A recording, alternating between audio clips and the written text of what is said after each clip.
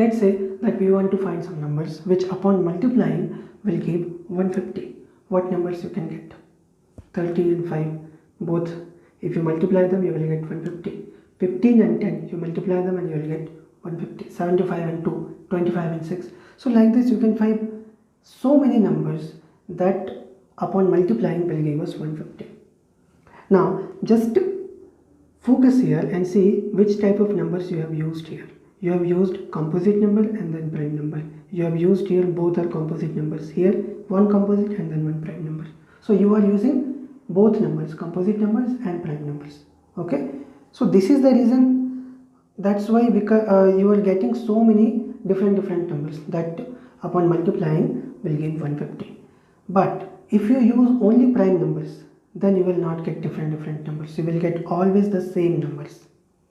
The condition is you have to use only the prime numbers.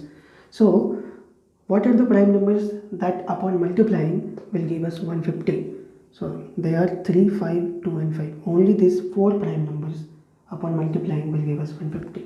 There is no other prime number that can give us 150 upon multiplying. Okay. So order we can change, but these numbers we can't change. So this is the uniqueness of the prime numbers. Whenever you are writing a number in the form of product of the prime numbers, then that prime numbers will be unique. Okay. So this uniqueness, this property, this whole fact is known as the fundamental theorem of arithmetic. It says that every natural number can be written in the form of product of prime numbers uniquely.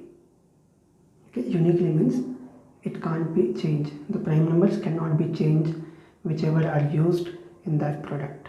For example, if you are writing 75 in the form of product of prime numbers, then you will have only use 3, 5 and 5. These 3 numbers will always come, and no matter whichever way you are factorizing 75, you will get always 3, 5 and 5.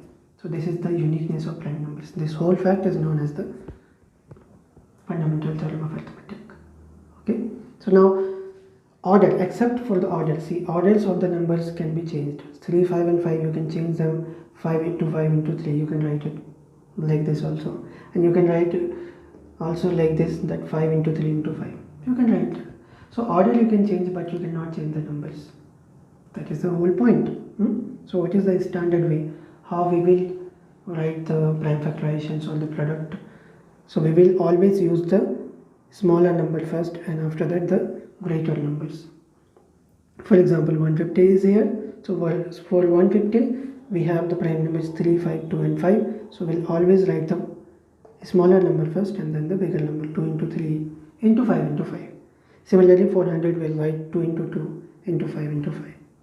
Never ever use the bigger numbers first and then the smaller numbers. This is the standard way for writing prime factorization of any number. Okay. So this is all about fundamental theorem of arithmetic. We'll see you in the next video. Bye.